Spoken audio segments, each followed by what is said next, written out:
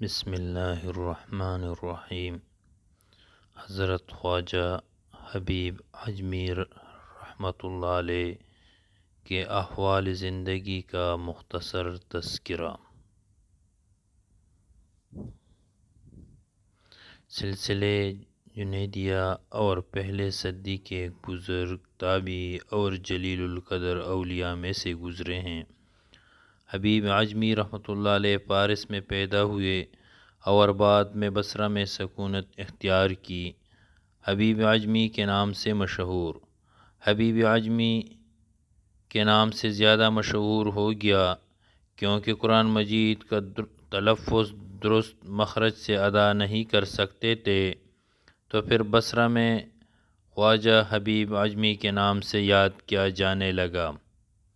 اور قرآن مجید سے اتنا لگاؤ تھا، جب آپ کے سامنے قرآن مجید کا تلاوت کیا جاتا، تلاوت قرآن پاک سے بے قرار ہو جاتا۔ کسی نے پوچھ لیا کہ آپ قرآن کا مفہوم کس طرح سمجھ لیتے، کیونکہ قرآن کریم تو عربی میں ہے اور آپ عجمی ہیں۔ تو آپ نے فرمایا کہ میرا زبان عجمی ہے مگر میرا دل عربی ہے۔ طریقت میں آپ رحمۃ اللہ علیہ حضرت خواجہ حسن بصری رحمۃ اللہ علیہ کے خلیفہ تھے۔ سود خوری سے توبہ۔ ابتدا میں آپ بہت دولت مند تھے، لیکن سود کا کام کیا کرتا تھا۔ ہر روز تقاضا کرنے جاتا، جب تک قرض یا سود وصول نہ کر لیتے اسے نہ چھوڑتے۔ ایک دن کسی مقروض کے گھر گئے، لیکن وہ گھر پر نہ تھا۔ اس کی بیوی نے کہا کہ اس کے پاس قرض ادا کرنے کے لیے رقم موجود نہیں ہے، البتہ بکری ذبح کی تھی، اس کی گردن موجود ہے جو ہم نے گھر پر پکانی ہے۔ لیکن آپ رحمۃ اللہ علیہ نے اس عورت سے بکری کا گردن سود میں لے لیا اور گھر آ کر بیوی سے کہا کہ یہ سود میں ملی ہے، اسے پکا لو۔ بیوی نے کہا آٹا اور لکڑی بھی ختم ہے، اس کا بھی بندوبست کر دو۔ آپ رحمۃ اللہ علیہ دوسرے قرض داروں کے پاس گئے اور یہ چیزیں بھی سود میں لے آئے۔ جب کھانا تیار ہو گیا تو کسی سوالی نے آواز دی کہ بھوکا ہوں، کچھ کھانے کو دو۔ آپ رحمۃ اللہ علیہ نے اندر سے ہی اس سائل کو جھڑک دیا، سائل چلا گیا۔ جب آپ کی بیوی نے ہنڈی سے سالن نکالنا چاہا تو دیکھا وہ خون ہی خون ہے۔ بیوی حیران ہو کر شوہر کی طرف دیکھا اور کہا اپنی شرارت اور کنجوسی کا نتیجہ دیکھ لو۔ خواجہ حبیب اعجمی رحمۃ اللہ علیہ نے یہ ماجرا دیکھا تو حیرت زدہ رہ گئے۔ اس واقعہ نے آپ رحمۃ اللہ علیہ کی زندگی میں انقلاب برپا کر دیا۔ اس وقت سابقہ بے روی سے توبہ کی۔ بچوں کا حبیب اعجمی کو سود کا طعنہ۔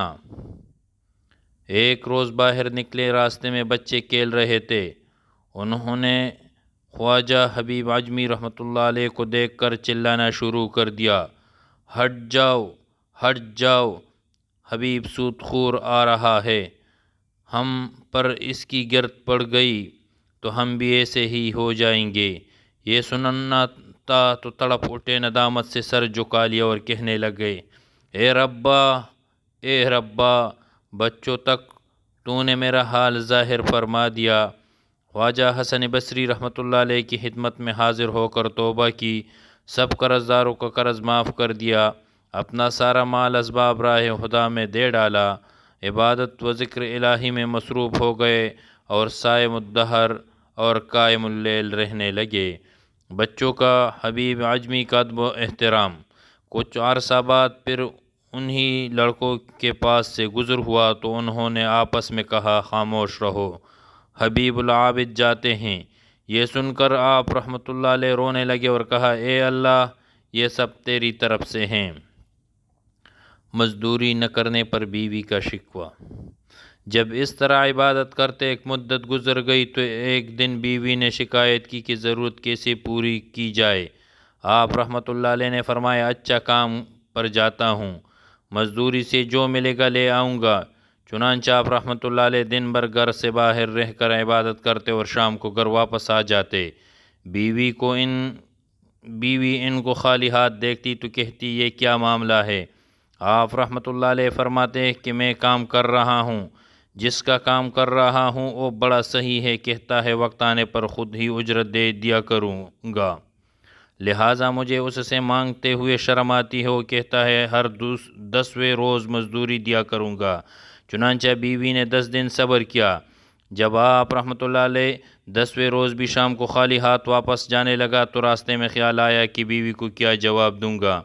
اسی خیال میں گھر پہنچے تو عجیب ماجرا دیکھا۔ عمدہ کھانے تیار رکھے ہیں۔ بیوی آپ رحمۃ اللہ علیہ کو دیکھتے ہی بول اٹھی، یہ کس نیک بخت کا کام کر رہے ہو جس نے دن رات کی اجرت اس قسم کی بھیجی ہے، اور 3000 درہم نقد بھی بھیجے ہیں، اور یہ بھی کہلا بھیجا ہے کہ کام زیادہ محنت سے کرو گے تو اجرت اور زیادہ دوں گا۔ یہ دیکھ کر آپ رحمۃ اللہ علیہ کی آنکھیں اشک بار ہو گئی۔ خیال گزرا خدائے پاک نے ایک گناہ گار بندے کی 10 روز کی عبادت کا یہ صلہ دیا، اگر زیادہ حضور قلب سے عبادت کروں گا تو نہ جانے کیا کچھ دے۔ یہ خیال آتے ہی خلائق کی دنیا سے بالکل الگ ہو گئے اور ایسی عبادت اور ریاضت کی کہ اسرار الہی بے نقاب ہو گئے۔ عنایت الہی کا نزول شروع ہو گیا اور آپ کو مستجاب الدعوات کا درجہ مل گیا۔ حضرت امام شافعی رحمۃ اللہ علیہ اور امام حنبل رحمۃ اللہ علیہ کسی جگہ تشریف فرماتے کہ حضرت حبیب عجمی رحمۃ اللہ علیہ بھی اتفاق سے ادھر پہنچ گئے۔ حضرت حبیب عجمی رحمۃ اللہ علیہ کو دیکھ کر امام حنبل رحمۃ اللہ علیہ نے کہا کہ میں ان سے ایک سوال کروں گا، لیکن امام شافعی رحمہ اللہ تعالی نے منع کرتے ہوئے فرمایا کہ واصل باللہ لوگوں سے کیا سوال کرو گے، ان کا مسلک ہی جداگانہ ہوتا ہے۔ لیکن منع کرنے کے باوجود انہوں نے سوال کر ڈالا۔ جس شخص کی 5 نمازوں میں سے ایک نماز قضا ہو گئی اور وہ یہ بھول گیا کہ کون سی نماز قضا ہوئی ہے تو اسے کیا کرنا چاہیے؟ حضرت حبیب عجمی رحمۃ اللہ علیہ نے فرمایا کہ سب نمازوں کی قضا کرے، اس لیے کہ وہ اللہ سے غافل ہو کر اس قدر بے ادبی کا مرتکب کیوں ہوا۔ یہ سن کر امام شافعی رحمۃ اللہ علیہ نے کہا کہ میں نے اس لیے منع کیا تھا کہ ان لوگوں سے کوئی سوال نہ کرو۔ جب انتقال کا وقت قریب آیا، حضرت حبیب عجمی رحمۃ اللہ علیہ کے انتقال کا وقت جب قریب آیا تو بہت گھبرانے لگے۔ کسی نے عرض کیا، حضرت آپ تو اللہ تعالیٰ کے ولی ہیں، آپ بھی اتنا گھبراتے ہیں؟ اس سے پہلے تو آپ اتنے پریشان نہیں ہوتے تھے۔ حضرت حبیب عجمی رحمہ اللہ تعالی فرمانے لگے، سفر بہت لمبا ہے، توش افواس نہیں ہیں، کبھی پہلے اس راستے پر سفر کرنے کا اتفاق نہیں ہوا۔ آقا اور سردار کی زیارت کرنی ہے، اس سے پہلے زیارت نہیں کی۔ ایسے خوفناک مناظر دیکھنے ہیں جو پہلے کبھی نہیں دیکھے۔ مٹی کے نیچے قیامت تک اکیلا پڑا رہنا ہے، وہاں کوئی غم خوار نہیں ہوگا، پھر اللہ رب العزت کے حضور پیشی ہوگی۔ مجھے ڈر لگ رہا ہے کہ اللہ رب العزت پوچھ لے، اے حبیب 60 سالوں میں سے ایک تسبیح تو ایسی پیش کر دے جس میں شیطان کا کوئی دخل نہ ہو، تو میں کیا جواب دوں گا؟